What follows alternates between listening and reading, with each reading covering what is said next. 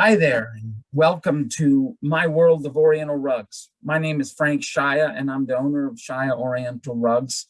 And we are producing this class. It's actually about 8 classes, I think it's going to be, on Oriental rugs, just to help educate people on rugs. We love rugs. I love rugs, and it's been my passion for almost 50 years now. Um, so we're presenting the class. Tonight is class 1, where we're going to talk about just the maps and where rugs are from and a couple definitions of rugs and so on and so forth.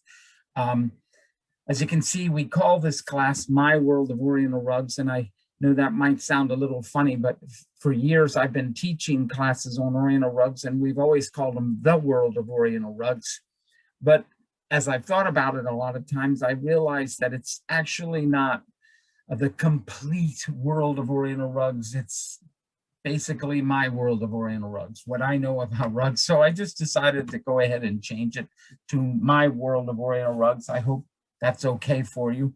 I'll just give you a little taste of what we plan to do in My World of Rugs. Of course, there's the introduction and then definitions and maps. And then we're going to look at the early history and the Safavid dynasty and then construction and the designer and who created the rug and the design and the loom, the knots and the weave, the materials and the dyes. Don't worry if I'm going too fast here. I'm going to come back to this slide in a minute. The Second Great Renaissance and so on and so forth. All of these different things. We're going to look at lots and lots of photographs of rugs and so on and so forth. But I thought before we begin diving into rugs, I'd tell you a little bit about myself and our shop, Shia Oriental Rugs. My father, of course, sold rugs and jewelry and a little bit of everything. He traveled a lot, and he had a business in Winter Park, Florida, and then he used to work for another company in Atlantic City, New Jersey. And when I was in high school, off and on, I would work for him, polishing silver and schlepping Oriental rugs. And my brother did the same. And my brother and my father opened up a business in Virginia Beach in 1972, I think. And it went real well. And they sold, as I said, everything, rugs and jewelry and art and so on and so forth. But of course, as it sometimes goes, my dad and my brother didn't get along. And so at the end of the summer, my brother left, and I was working for them, and I left as well. And then the next year, because Joe had come up to Williamsburg and had fallen in love with it, he decided to open up an Oriental rug store in Williamsburg, Virginia. And so he called me up and asked if I would come with them and help him with the shop.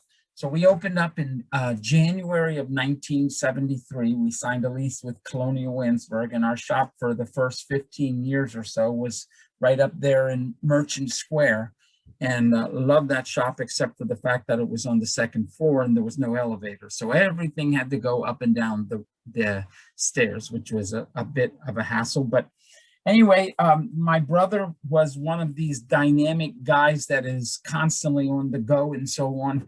And so by 1976 or 77, we actually owned 3 shops, one in Williamsburg, one in Nashville, Tennessee, and one in Dallas, Texas. And it had just gotten a little too much for me. So I think about 1978, I made a deal with my brother, and I just bought the Williamsburg store, and I've been here ever since, running the Williamsburg shop. Of course, we've had one of my great employees of the past, Peter Spellmeyer, we decided to open up a business together in Virginia Beach. So for, I don't know, 20 years, we had another store in Virginia Beach, but then Peter unfortunately passed away, and so we closed that store. So now we just have the one store here in Williamsburg, and we're out on Jamestown Road, and we like it a lot. So I just wanted to give you a little education or, introduction to myself and about rugs and, who we are. It's kind of funny. I tell you that my dad and my brother sold rugs, but the truth is we really didn't know that much about rugs. We knew about some of the new Iranian rugs that were being made in the 70s, Kermans and Tabriz and Isfahans and things. But our biggest selling rugs were from India. And so when we opened up the shop in Williamsburg, I remember this really clearly. We were my brother and I were going to drive up to New York in probably early 73, 1 year after the shop had opened, or 74, 1 year after the shop had opened up. And I said to my brother, we have a lot of people looking for this rug called a serape. Don't you think we should find out what they are? And so we got to New York, and we went to one of our, dealers that we were buying new rugs from, and we said, we're looking for a serape, and he told us about this guy around the corner that we needed to go see. His name was Ben Chafian, actually. And we went over to see Ben, and Ben sort of introduced us to old rugs. And that's really how we started learning about rugs. And honestly, my knowledge of Oriental rugs comes just from the experience of being in the Oriental rug business for all of this time. I read a lot. I've read a lot about books, a lot of books about Oriental rugs, but I didn't always know that much. And to be honest, I don't even think I know that much today. They say that when you begin to educate yourself on the subject, the more educated you get, the more you realize how much you don't know. And at this point, I realize I really don't know a lot about Oriental rugs, but I know some. And so we just felt like we wanted to share that with others. I feel like educating the consumer is one of the best ways to promote your business. And I love rugs. And so as we talk about rugs, I hope that you'll catch my passion for rugs. So as we said, this is sort of the outline of the whole class. My World of Oriental Rugs, and it's going to be a fun class. Tonight, we're just going to talk some definitions of rugs and maps and origins of rugs. So, and then next week or next class that we teach, we'll do on the early history and the Safavid dynasty, which is known as the golden age of Oriental rugs. And then we go from there, and we'll discuss a little bit about the construction of rugs, how they're made, and the wool and the dyes and so on and so forth. And then class 5 will be the second great renaissance of Oriental rugs, which is around 1870 through, usually I just say up through World War I, but 1915 or so. So that's the second great renaissance of rugs. And then there was a real decline in the middle of the 20th century. And however, there were some nice rugs woven. And as you see there on my graph, I give that the honorable mention rugs of the 20th century. And then class 7 is the third great renaissance, which is really, for me, is very exciting because we actually are in the third great renaissance right now. This period of time started around 1980, actually after the whole Iranian crisis and stuff. That coupled with other things actually developed the Oriental rug business better than it's ever been before. And we are making, the rugs are being woven that are so much nicer. They are actually consistent with the rugs of the second great rug renaissance. Our final class will just sort of wrap things up. We'll talk a little bit about what I call tribal rugs. And also I'll try to introduce you to some other kind of Oriental rugs and other kind of rugs from around the world. But for now, let's just start with this, some definitions. What is an Oriental rug? Oriental rugs are hand-woven or hand-knotted rugs of natural fibers made in geographical areas that include the Near East, the Middle East, the Far East, and the Balkans. Actually, there are a few other places where rugs are woven that fit under, I guess, loosely under the title of Oriental rugs. There are some rugs that were woven in Spain, and of course, France produced the Savonneries and the Aubusson rugs. But technically, when we talk of Oriental rugs, we're really just talking of this area of the Middle East and Near East. Oriental rugs are either flat woven or hand knotted. In a hand knotted rug, strands of yarn are tied into that flat woven fabric, creating a pile or a pattern. In a flat woven or pileless rug, horizontal and vertical threads form both the rug itself and the design. Now, don't let that scare you, because in our next class, we'll show you some photographs of looms and you'll begin to understand exactly what all of that says. But there are two types of rugs. The most common are piled rugs. There are other rugs that are flat woven. So the flat woven ones, they just, it's just horizontal and vertical threads go back and forth and create a design and create the rug. But hand knotted ones are built on a loom and they run a warp and then they tie a row of knots and then they run some weft threads and so on and so forth. And we'll discuss this, as I said, I think in class 3. But so that's a good definition of rugs. So this is very important. This is what I call rug appreciation. It's actually, when we've been teaching classes on Oriental rugs in the shop. We teach for a program called the Osher program, which is the continuing education program for William and Mary. And I have taught 12-hour classes, but we've reduced it down to a 6-hour class, which we do. So we do 3 2-hour classes. And in that class, we have a working loom. And one of the things we do is we like to bring our students up and let them try to tie a knot in the loom. It usually takes the average, well, as you can see there, 2 knots per minute. That's what the average person ties when they just started out. So in a 4x6 rug, so if the rug is 4x6, that's 24 square feet or 3,456 square inches. If there were 200 knots per square inch, that would be 691,000 knots, 691 and 200 knots per square, in the whole rug. So if you tied 2 knots per minute, it would take you about a year full time. 24/7, 5,760 hours. But the average weaver in Afghanistan or Persia or India or those places ties around 700 knots per hour. So that means that it takes him just less than 1,000 hours to weave a 4x6 rug. And as I said, this is instant rug appreciation, just understanding what goes into making an Oriental rug. People ask me this question all the time, and so I'm just throwing it in here.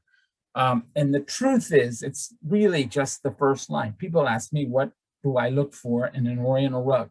And I tell them color, color, color, harmony, and color.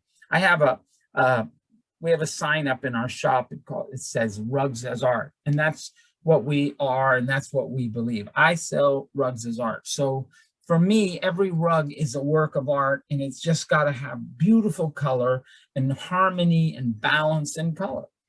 Of course, there are some other things I look for. We look for the quality of the wool, the tightness of the knot, the dyes, the condition, the rarity, and the dealer you can trust. Now, in the next, as I said, next class, we're going to just do a little more on early history. But in class 3 and class 4, we'll talk about the construction of rugs, and we'll talk about the quality of wools and the tightness of knot and the dyes and what goes together to make a great Oriental rug. But for now, really the first thing is color, color, color, harmony, and color. It's gotta look beautiful. You gotta like the rug. And while I know that not everybody likes the same thing, there are certain colors that are most attractive, and I can tell you what 80% of the customers like. There are always 20% that like the different, the unique, and whatever, but every rug is unique and every rug is a beauty. Well, I can't say every rug's beautiful though, because I have seen some ugly rugs. I've been in business almost 50 years and I own a few ugly rugs. And The reason I own them is because they're ugly and nobody wants to buy them. Don't ask me why I sold them, because I don't know. I mean, why I bought them, because I don't know. But we sell rugs as art. So when we talk about the world of Oriental rugs, here's a good map of what we call the Persia and this whole area. Of course, most people identify with Persia or what is present day Iran, but Turkey is a big production of rugs. Rugs were from the Caucasus, this area here known as Turkmenistan, Afghanistan, Pakistan, India, and then a lot of rugs were woven in China. And the truth is, there are in Tibet, and there's some other small areas in here. Samarkand is in the Tibet region, and some other places like that. But the most of the rugs are from this area right here: Persia, Afghanistan, Pakistan, and Turkey, and the Caucasus. This is just another map.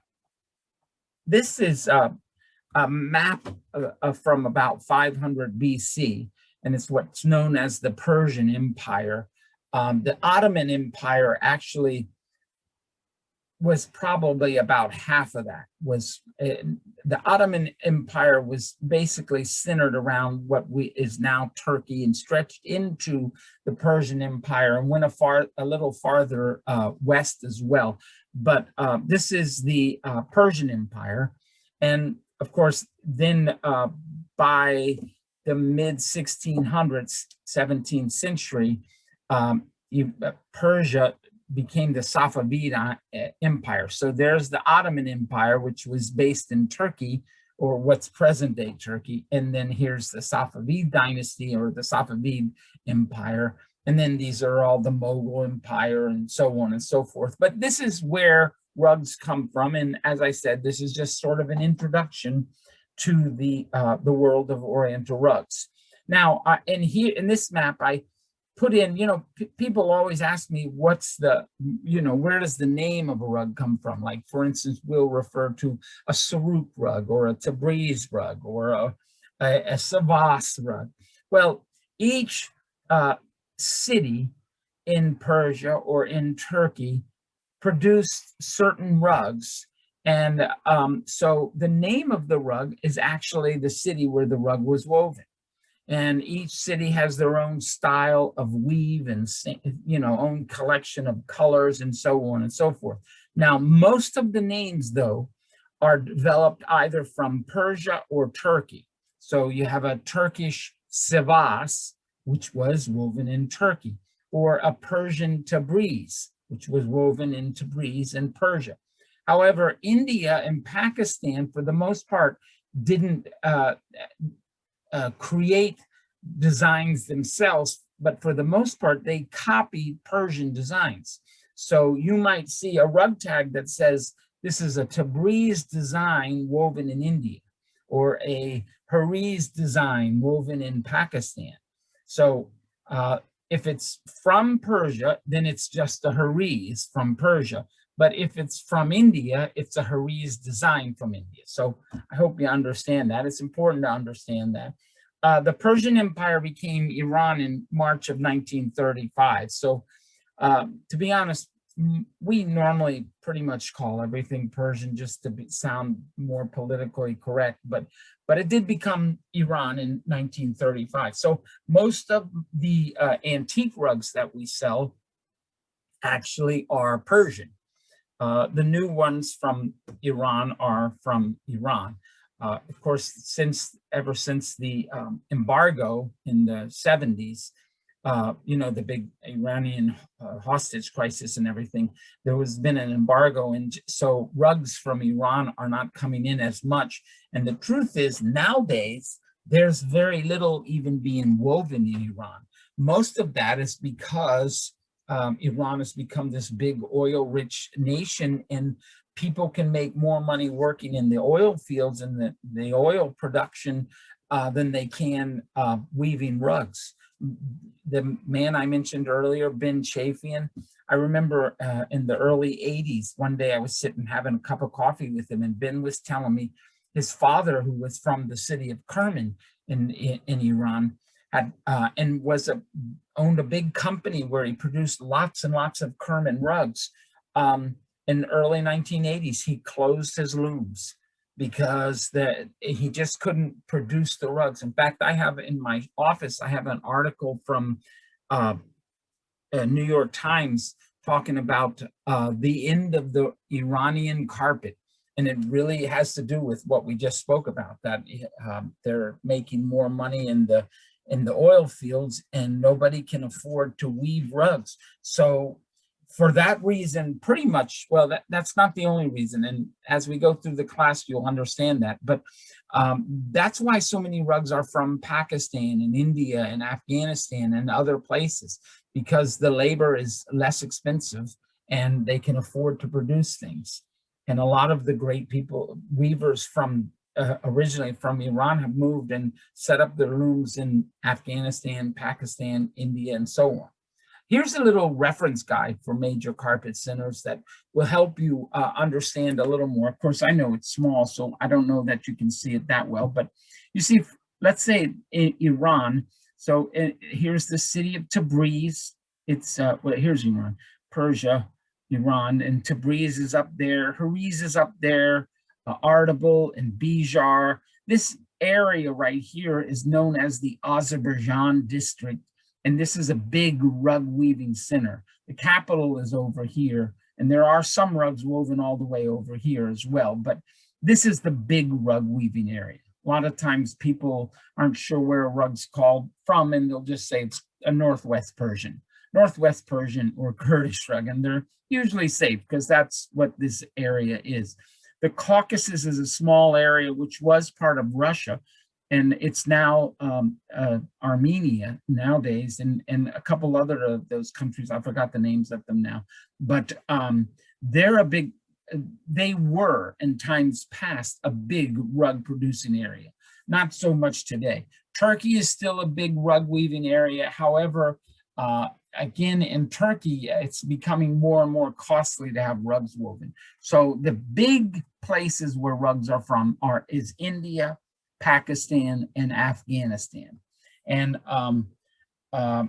probably today, and we will see in the 6th and 7th class, that some of the best rugs I sell, believe it or not, are from Afghanistan. So I've just gone through these maps to give you some idea of where rugs are from. So this is just a little teaser, appetizer, I think I'll call it, periods in the history of Oriental rugs. So I break this down. I don't know that everybody agrees completely, and the dates may have a little give or take in them, except for these dates, because that's the Safavid dynasty, and this is when the first of the Safavid royalty took place, and that's when it ended. So, but we know of a rug all the way from 500 BC. So that leads me to think that there's obviously probably rugs woven even before then. But there is a rug in St. Petersburg. We'll talk about it in just a minute. St. Petersburg, in the museum there, that is actually dated to be 500 BC. So we call the early history, or up to the Safavid dynasty, 500 BC to 1500 AD. And then, of course, the first great rug renaissance, or the golden age of rugs, and it's also known as the Safavid dynasty, from 1499 to 1629. The second great rug renaissance was 1880 to 1950. Those dates are not as exact. We're just using approximates in that. And then I added this in. This didn't ever used to be here, but you can't just not say anything nice was produced in this period, because there were some nice rugs in this period. Actually, it's probably really from 1940 to 1975.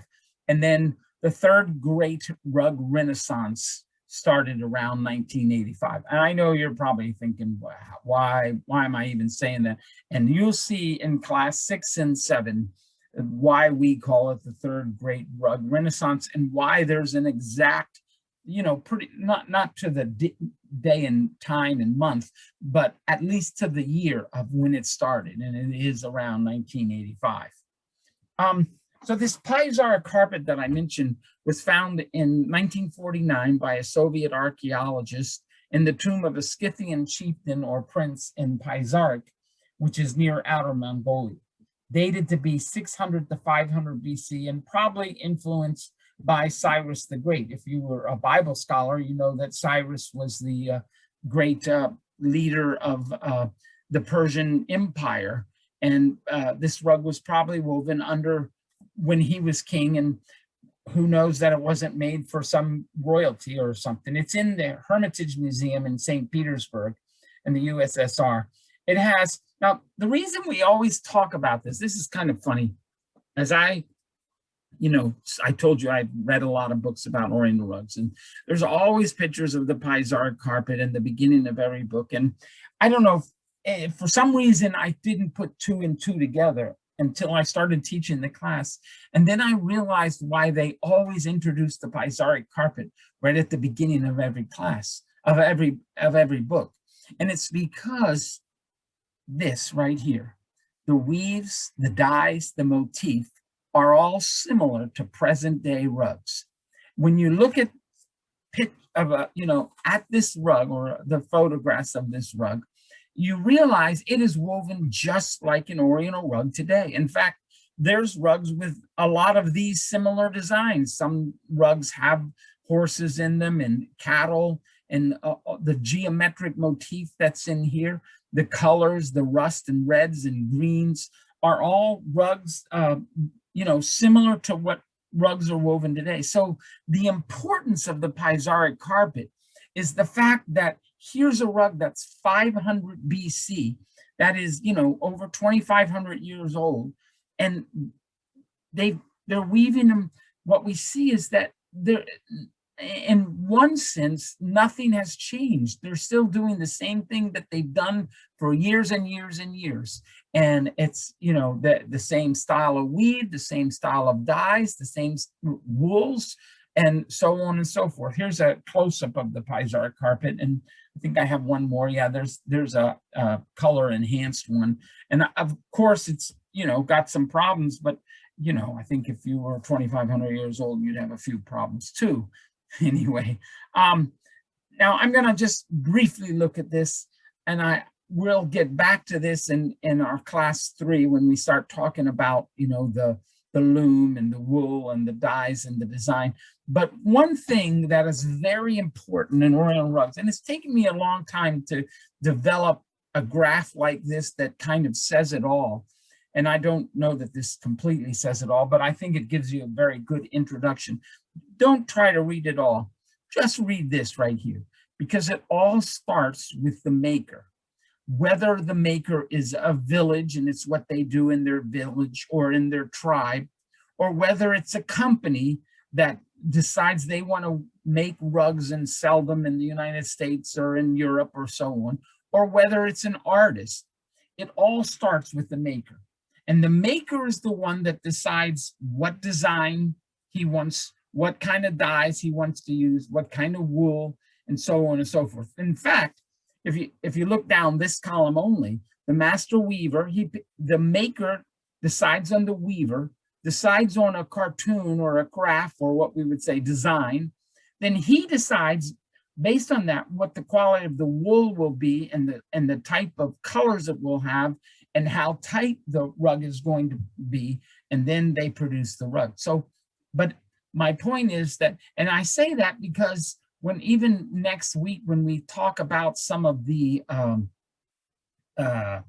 rugs from the Safavid dynasty, it's important to know that they just didn't mystically appear. There was someone that wanted to produce something and wanted it to look such and such a way that, and he's the one, or she, or whoever it was, or the village is the one that really made it happen.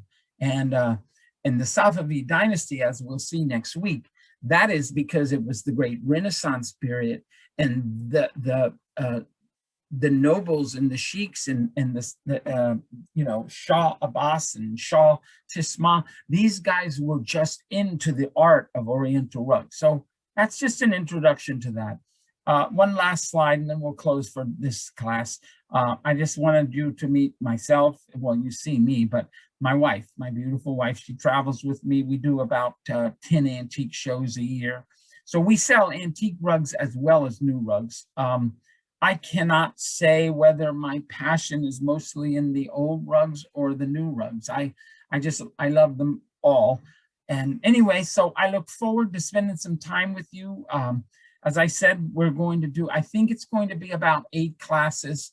I say I think because you never know as we're getting into it if we decide to throw another class in or not. But I hope you'll stay with us and follow us and tell your friends, share our videos with your friends and so on and so forth. And thanks a lot. Good night for today.